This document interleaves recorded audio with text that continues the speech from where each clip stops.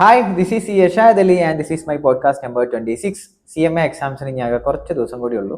ഈ കുറച്ച് ദിവസത്തിനുള്ളിൽ പല ആൾക്കാരും ചെയ്യുന്ന പല പല മിസ്റ്റേക്സുകളുണ്ട്. അതിൽ ഏറ്റവും മേജർ ആയിട്ടുള്ള മിസ്റ്റേക്ക് എന്താണെന്ന് വെച്ച് കഴിഞ്ഞാൽ പഠിക്കൂല. അതായത് ഈ സമയത്ത് വെറുതെ അതായത് ബുക്കിന് മുന്നിൽ ഇരിക്കുന്നുണ്ടാവും, പക്ഷേ എഫക്റ്റീവ് ആയിട്ട് ഒരു സ്റ്റഡി നടത്തൂല, കഴിയുന്നില്ല. അതായത് അവർക്ക് മൈൻഡ് കോൺസെൻട്രേഷൻ കിട്ടുന്നില്ല, വേറെ എവിടേക്കൊക്കെയോ പോകുന്നു, റിസൾട്ടിനെ ഭയക്കുന്നു.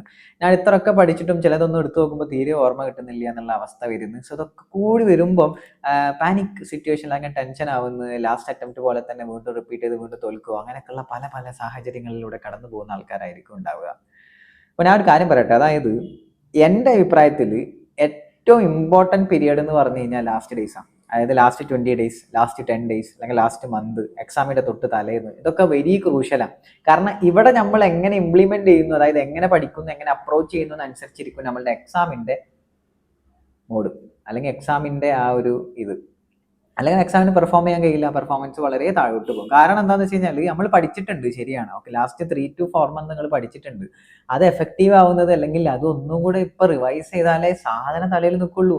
ആ 3-4 മാസം പഠിച്ച അത്രയും എഫേർട്ട് ഇട്ട് പഠിച്ചിട്ടുണ്ടാവും, എഫേർട്ട് ഇട്ട് ക്ലാസ്സിന് പോയിട്ടുണ്ടാവും, അല്ലെങ്കിൽ റെക്കോർഡഡ് ക്ലാസ്സസ് കണ്ടിട്ടുണ്ടാവും, എല്ലാം ചെയ്തിട്ടുണ്ടാവും. പക്ഷെ ഈ ലാസ്റ്റ് മൊമെന്റിൽ വെച്ചിട്ട് ഇതൊന്നും ഓർമ്മയില്ലല്ലോ എന്ന്, ഓർമ്മ ഉണ്ടാവില്ല, മനുഷ്യരല്ലേ, ഡെഫിനറ്റ്ലി ഓർമ്മ ഉണ്ടാവില്ല. അപ്പൊ ഞാൻ IDT ക്ലാസ് എടുക്കുന്ന ആളാ, അല്ലെങ്കിൽ മറ്റ് സബ്ജക്ട്സ് ഒക്കെ എടുക്കുന്ന ഫാക്കൽറ്റീസിനോട് വെച്ചൊക്കെ അവർക്ക് എല്ലാം ഒന്നും ഓർമ്മ ഉണ്ടാവില്ല. ആ ക്ലാസ് എടുക്കുന്നതിന് ഒട്ടുമ്പോൾ അവർ നോക്കിയിട്ടേക്കാരം ചിലപ്പോൾ. ഞാൻ അങ്ങനെ ചെയ്യട്ടെ, ഞാൻ അത്ര മെമ്മറിയുള്ള ആളൊന്നുമല്ല, ഞാൻ എനിക്ക് ജസ്റ്റ് ഒന്ന് കവർ ചെയ്യേണ്ടി വരും, എന്നാലും എനിക്ക് അത് അടുത്ത ക്ലാസ്സിൽ എടുക്കാൻ പറ്റില്ല. സോ മനുഷ്യരാണ്, മറന്നു പോകും. നിങ്ങൾ കേട്ടിട്ടില്ലേ, മനുഷ്യരാണ് മാറും മറക്കുന്നത്, അതേപോലെ തന്നെയാണ്. അപ്പൊ പല സാഹചര്യത്തിൽ മാറും മറക്കാറില്ലേ, അതേപോലെ തന്നെ. അതായത് മറക്കുക, അതായത് മറന്നു പോകുക എന്നുള്ളത് ഇറ്റ്സ് നാച്ചുറൽ തിങ്. അത് ഓർമ്മിക്കാനുള്ള ഒരു സാധനമാണ് ഈ ഒരു സമയം. അതായത് റിവൈസ് ചെയ്യാനുള്ള ഇമ്പോർട്ടൻ്റ് ആയിട്ടുള്ള ഏരിയാസ് ഒക്കെ ഒന്നുകൂടെ ക്രൂഷ്യലായിട്ട് നോക്കാനുള്ള അത് അതായത് ലാസ്റ്റ് ഡേയ്സിന് വേണ്ടിയിട്ടുള്ളതും കൂടി, അതായത് ലാസ്റ്റ് ആ എക്സാമിന്റെ ലാസ്റ്റ് ഡേ ഇല്ലേ, അതിന് വേണ്ടിയിട്ടുള്ള കൂടി പ്രിപ്പറേഷനാണ് ഇപ്പൊ ചെയ്യേണ്ടത്. ഇപ്പൊ പല ആൾക്കാരും ചെയ്യുന്നത് ഇതാണ്, അതായത് പഠിക്കൂല, അതായത് ഇങ്ങനെ ആ ഒരു പേടി കാരണം സ്കിപ്പിംഗ്. ഇപ്പോഴാണ് ഈ ഒരു മൊമെന്റിലാണ് എന്ത് ചെയ്യാന്ന് അറിയാം, ഇനിയിപ്പോൾ ഗ്രൂപ്പ് വേണ്ട, എക്സാംഷന് വേണ്ടി ടാർഗറ്റ് ചെയ്യാം, അല്ലെങ്കിൽ 2 ഗ്രൂപ്പ് എഴുതാൻ വിചാരിച്ചാൽ ഒരു ഗ്രൂപ്പൊക്കെ ചുരുങ്ങുക, ഇങ്ങനെയുള്ള പല പല ചില ഡ്രോപ്പ് ഔട്ട് ചെയ്യും, അടുത്ത അറ്റംപ്റ്റ് ശരിയാക്കാം എന്നുള്ള രീതിയിൽ അങ്ങനെ പോകും. സോ ഇതൊന്നും ചെയ്യരുത്. നിങ്ങൾ ഇത്രയും 3-4 മാസം എഫേർട്ട് ഇട്ട് പഠിച്ചത് എന്തിനാ?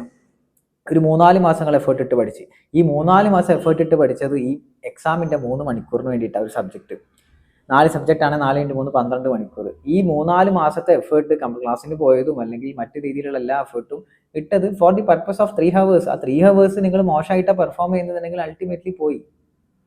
മനസ്സിലാക്കണത്. ആ 3 ഹവേഴ്സ് നന്നായിട്ട് പെർഫോം ചെയ്യണമെങ്കിൽ ലാസ്റ്റ് ഡേയ്സ് വെരി ക്രൂഷ്യലാണ്. അപ്പൊ ഇപ്പോഴത്തെ ഈ ഒരു സമയം പ്രോപ്പറായിട്ട് നമ്മൾ യൂട്ടിലൈസ് ചെയ്തില്ല. ഇത് ഞാൻ സ്ട്രിക്റ്റ് ആയിട്ടാണ് പറയുന്നത്, എൻ്റെ ടോൺ തന്നെ സ്ട്രിക്റ്റ് ടോണിൽ വന്നിട്ടുണ്ട്. കാരണം വെച്ചാൽ പല ആൾക്കാർ ഈ സമയം വേസ്റ്റ് ആക്കി കളയും. സത്യസന്ധമായിട്ടുള്ള കാര്യമാണ്, പല ആൾക്കാർ ഈ സമയം പ്രോപ്പറായിട്ട് യൂട്ടിലൈസ് ചെയ്യില്ല. പക്ഷേ ഈ സമയം പ്രോപ്പറായിട്ട് യൂട്ടിലൈസ് ചെയ്യുന്ന ഒരാളെ സംബന്ധിച്ചിടത്തോളം എക്സാം സൂപ്പർ ആയിരിക്കും. ഞാൻ എഴുതി ഒപ്പിട്ടരവാണെങ്കിൽ, അല്ലെങ്കിൽ എന്നെ ഒന്ന് അടിച്ചോ, എക്സാം കൊള്ളാവാണെങ്കിൽ ഈ സമയം അല്ലെങ്കിൽ വരാൻ പോകുന്ന ദിവസങ്ങൾ നന്നായിട്ട് യൂട്ടിലൈസ് ചെയ്യാന്നുണ്ടെങ്കിൽ ഡെഫിനറ്റ്ലി എക്സാം നന്നായിട്ട് എഴുതാൻ പറ്റും, നന്നായിട്ട് പ്രസന്റ് ചെയ്യാൻ പറ്റും, തീർച്ച. ഞാൻ ഒരിക്കലും ലാസ്റ്റ് ഡേയ്സിൽ ഞാൻ ഒരു വിട്ടുവീഴ്ചയും എടുത്തില്ല. കാരണം എന്ന് വെച്ച് കഴിഞ്ഞാൽ ലാസ്റ്റ് ഡേയ്സ്, അതായത് നമ്മൾ ഓർമ്മിക്കാനുള്ള, അതായത് എക്സാമിന് 3 മണിക്കൂറിൽ സാധനങ്ങൾ ഓർമ്മ കിട്ടണമെന്നുണ്ടെങ്കിൽ റിവിഷൻ വേണം. അപ്പോൾ ഇപ്പൊ റിവൈസ് ചെയ്യാനുള്ള സമയം, അഗെയിൻ റിവൈസ് ചെയ്യണം. അറിയുന്ന കാര്യങ്ങൾ ഒന്ന് ചെറുതായിട്ട് നോക്കണം, ക്വസ്റ്റ്യൻ ചെയ്ത് നോക്കണം. Practising is very important also ഈ ദിസ് ടൈമിൽ. MCQ പ്രാക്ടീസ് ചെയ്യണം, ക്വസ്റ്റ്യൻസ് പ്രാക്ടീസ് ചെയ്യണം. സോ അതൊക്കെ വെരി ഇമ്പോർട്ടൻ്റ് ആണ് ഈ ഒരു സമയത്ത്.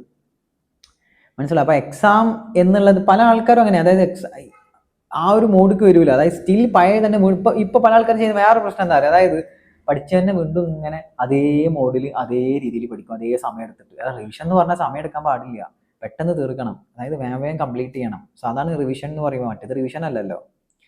മനസ്സിലായോ? അപ്പം ഇപ്പൊ അറിയുന്ന ഒരു ചാപ്റ്റർ, ഈ ചാപ്റ്റർ എനിക്ക് നന്നായിട്ട് അറിയാം, അങ്ങനെയാണെങ്കിൽ അതിന് ടൂ മച്ച് സമയം കളയേണ്ട ആവശ്യമില്ല, നന്നായിട്ട് അറിയുന്ന ചാപ്റ്ററാണ്. ഡു സം ക്വസ്റ്റ്യൻസ്, എല്ലാ കൺസെപ്റ്റും ഇൻക്ലൂഡ് ചെയ്യുന്ന 2 ക്വസ്റ്റ്യൻ 3 ക്വസ്റ്റ്യൻ ചെയ്യുക. ഇപ്പൊ ഇൻകം ഫ്രം സാലറി ഡീറ്റെയിലും കൂട്ടിക്കോ.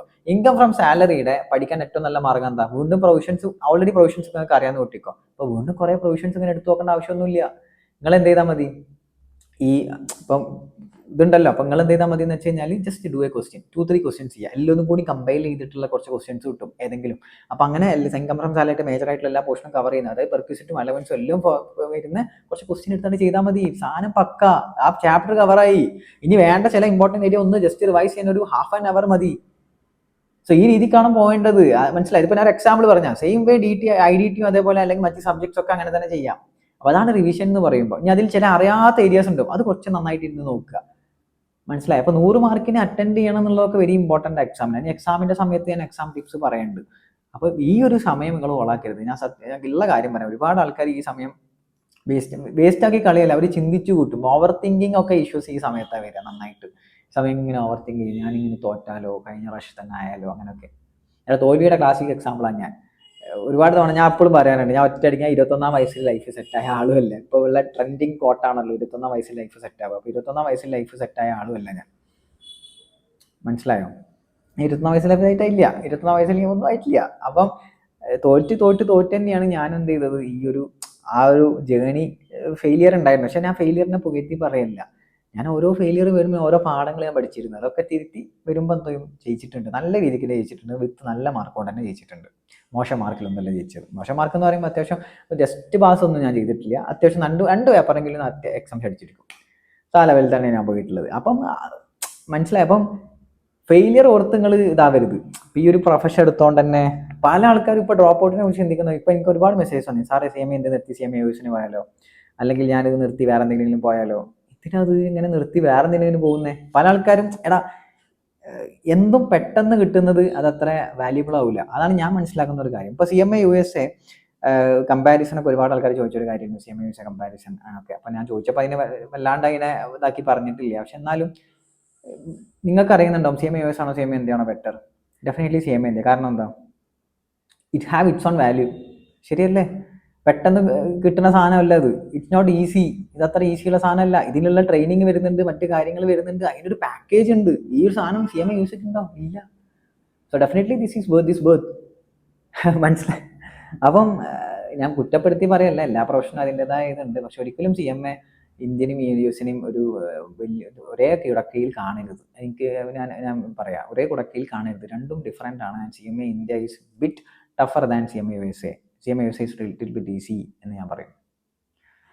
അപ്പം നിങ്ങൾ അങ്ങോട്ടൊക്കെ ചിന്തിച്ച് എങ്ങനെയൊക്കെ, ഞാൻ മെസ്സേജസിൻ്റെ പോലും, അതായത് ഞാൻ ഡ്രോപ്പ് ചെയ്താൽ എനിക്ക് കിട്ടുന്നില്ല, ഞാൻ കുറേ അറ്റംപ്റ്റ് എടുക്കുന്നത്. അപ്പം കുറേ അറ്റംപ്റ്റ് എടുക്കുകയാണെങ്കിൽ റീസൺ കണ്ടെത്തുക, വൈ യു ആർ ഫെയിലിംഗ്. ഇപ്പം ഞാൻ കുറേ അറ്റംപ്റ്റ് എടുത്തപ്പോൾ പാസ്സായത്. CA ഇൻ്ററും അതേപോലെ തന്നെ ഫൈനലും ഞാൻ അത്യാവശ്യം അറ്റംപ്റ്റ് എടുത്തിട്ടുണ്ട്. ആ തോറ്റ് തന്നെ ഞാൻ തുടങ്ങിയതും ഫൗണ്ടേഷൻ ഫസ്റ്റ് സ്റ്റാർട്ട് ചെയ്ത് തന്നെ ഫെയിൽ ചെയ്തിട്ട് തന്നെ. അപ്പോൾ ഫെയിലിയറിന് നിങ്ങൾ ഭയക്കാൻ പാടില്ല. ഫെയിലിയർ ഉണ്ടാവും എന്ന് വിചാരിച്ചിട്ട് ഇപ്പം ഞാൻ എത്ര കഴിഞ്ഞിട്ടാണ് ഞാൻ പാസ്സായത്. ഞാൻ അതിൻ്റെ ഇടയിൽ സ്റ്റഡി ക്യാബ് ഒക്കെ നടത്തുന്നുണ്ടായിരുന്നു, നിങ്ങൾക്ക് ഇതേപോലെ വരുന്നുണ്ട്. അതിൻ്റെ ഇടയിലാണ് ഞാൻ പാസ്സായത്. ഞാനിങ്ങനെ ട്രൈ ചെയ്തുകൊണ്ടിരിക്കുന്നുണ്ട്, ശ്രമിച്ചുകൊണ്ടിരുന്നു. ഞാൻ ആ ശ്രമം നിർത്താതെ ശ്രമിച്ച് ആ തെറ്റുകളൊക്കെ ഞാൻ തിരുത്തി ഞാൻ പാസ്സായി. സാധാരണ എനിക്കും പറയാനുള്ളത്, നിങ്ങൾ ഫെയിലിയറിനെ ഭയക്കല്ല, അറ്റംപ്റ്റ് എടുത്ത് അതെങ്ങനായി അങ്ങനായി എന്ന് ഭയക്കില്ല. വൈ യു ആർ ഫെയിലിംഗ്, അത് വെരി ഇമ്പോർട്ടൻ്റ് ആണ്. ലേൺ ഫ്രം മിസ്റ്റേക്സ് എന്നുള്ളത്, അതായത് എന്തുകൊണ്ട് തോറ്റു എന്നുള്ളത് ഇമ്പോർട്ടൻ്റ് ആണ്. നമ്മൾ തോൽവിനെ കുറിച്ച് സംസാരിക്കാനല്ല ഇവിടെ. തോൽവിയുടെ ഭയം വേണ്ട. നിങ്ങൾ പ്രോപ്പറായിട്ട് വർക്ക് ചെയ്യുന്നുണ്ട് കഴിഞ്ഞാൽ ഡെഫിനറ്റ്ലി നിങ്ങൾക്ക് അതിനുള്ള റിസൾട്ട് കിട്ടിയിരിക്കും, ഞാൻ ഗ്യാരണ്ടി. ആ പ്രോപ്പറായിട്ടുള്ള വർക്ക് ചെയ്യാന്നുള്ളത് വെരി ഇമ്പോർട്ടൻ്റ് ആണ്. ഓക്കെ, അപ്പോൾ ഇനിയുള്ള കമ്മിങ് ഡേയ്സ് ഒരിക്കലും വേസ്റ്റ് ആക്കരുത്. സബ്ജക്ട്സ് മിക്സ് ആക്കി പഠിക്കുക, ക്വസ്റ്റ്യൻസ് പ്രാക്ടീസ് ചെയ്യുക, റിവിഷന് ക്വസ്റ്റ്യൻ വെച്ച് റിവൈസ് ചെയ്യാൻ ശ്രമിക്കുക, നല്ലതായിരിക്കും. MCQs പ്രാക്ടീസ് ചെയ്യുക, പ്രീവിയസ് ഇയർ ക്വസ്റ്റ്യൻ പേപ്പർ ഒന്ന് ചെയ്ത് നോക്കുക, വിത്തിൻ എ ടൈമിനുള്ളിൽ അത് കംപ്ലീറ്റ് ചെയ്യാൻ പറ്റുന്നുണ്ടോ നോക്കുക. അതൊക്കെ നല്ല സ്ട്രാറ്റജിയാണ്. അതായത് നിങ്ങൾ ഇപ്പം ഫസ്റ്റ് അറ്റംപ്റ്റ് ചെയ്ത് നാളെ നോട്ടിക്കോ, അല്ലെങ്കിൽ 2-3 അറ്റംപ്റ്റ് എഴുതിയ ആളെ എന്തായാലും കൂട്ടിക്കോ. ഒരു ക്വസ്റ്റ്യൻ പേപ്പർ എടുക്കുക, 2 മണി to 5 മണിക്കുള്ളിൽ ആ ക്വസ്റ്റ്യൻ പേപ്പർ തീർക്കാൻ പറ്റുന്നുണ്ടോ നോക്കുക. അതിലും വലിയ സംഭവം എന്താ ഉള്ളത്? നിങ്ങളൊരു മോക്ക് എക്സാം നടത്തുകയാണ് വീട്ടിൽ നിന്ന് തന്നെ, അത് ബെറ്റർ. മോക്ക് ടെക്സ്റ്റ് പേപ്പറിനെക്കാട്ടി നല്ലത് ഒരു ക്വസ്റ്റ്യൻ പേപ്പർ, പ്രീവിയസ് ഇയർത്തെ ഒരു ക്വസ്റ്റ്യൻ പേപ്പർ എടുത്ത് ചെയ്യുന്നതാണ്. അത് ചെയ്തിട്ട് നിങ്ങൾ എക്സാമിന് അപ്പിയർ ചെയ്ത് നോക്കിയേ. നിങ്ങൾ ഓൾറെഡി ഒരു എക്സാം അപ്പിയർ ചെയ്തിട്ടാണ് എക്സാമിന് പോകുന്നത്. So you have some confidence. ഞാനത് ചെയ്തിട്ടുണ്ടായിരുന്നു. അപ്പം അങ്ങനെയൊക്കെ ഉള്ള കാര്യങ്ങൾ ആലോചിക്കണ്ടേ. ഇനി എങ്ങനെ ബെറ്റർ ആക്കാൻ പറ്റുമെന്ന് ആലോചിക്കണ്ട. അല്ലാതെ ഇത് ഇനിയിപ്പോൾ പറ്റൂലല്ലോ എന്നുള്ളതെല്ലാം ആലോചിക്കണ്ടേ. ഇനി എങ്ങനെ ബെറ്റർ ആക്കാം, ഇനി എങ്ങനെ നല്ല രീതിയിൽ എങ്ങനെ പഠിക്കാം. സജഷൻസ് ഒക്കെ ഉണ്ടെങ്കിൽ മറ്റുള്ളവർക്ക് സജഷൻസ് ചോദിക്കാം, അല്ലെങ്കിൽ എന്നോട് ചോദിക്കാം. അപ്പം ഡു ബെറ്റർ ആക്കാൻ ശ്രമിക്കുക. നമ്മളെ തന്നെ ബെറ്ററാക്കി റിവൈസ് ചെയ്ത് സാധനങ്ങൾ പക്കാക്കി കൊണ്ടുവരിക. ആൻഡ് എക്സാം മാക്സിമം എഫേർട്ടിൽ എക്സാം എഴുതുക. ദാറ്റ്സ് ഓൾ, അത് മതി. ഓക്കെ, ഞാൻ വലിച്ചു നീട്ടുന്നില്ല. If you need any sort of help, exam related ആയിട്ട് അല്ലെങ്കിൽ മറ്റെന്തെങ്കിലും റിലേറ്റഡ് ആയിട്ട് നിങ്ങൾക്ക് എന്തെങ്കിലും ഹെൽപ്പ് വേണമെങ്കിൽ എന്നെ കോൺടാക്ട് ചെയ്യാം. ഡിസ്ക്രിപ്ഷനിൽ എൻ്റെ കോൺടാക്ട് ഡീറ്റെയിൽസ് ഉണ്ട്. സോ അതിൽ കോൺടാക്ട് ചെയ്ത് കഴിഞ്ഞാൽ നമുക്ക് സംസാരിക്കാം. നിങ്ങൾക്ക് എന്തെങ്കിലും ഇഷ്യൂസ് ഉണ്ടെങ്കിൽ നമുക്ക് സംസാരിക്കാം, മെസ്സേജ് ചെയ്യാം. സംസാരിക്കാനൊക്കെ ഞാൻ തയ്യാറാണ്. മാക്സിമം ഏർലി ആസ് പോസിബിൾ തന്നെ മെസ്സേജിന് റിപ്ലൈ കൊടുക്കാൻ ശ്രമിക്കാറുമുണ്ട്. So I'm always with you. Don't worry and stay cool, stay calm, stay happy. Take it easy, make it easy. Okay, next പോഡ്കാസ്റ്റിൽ കാണാം. ബൈ.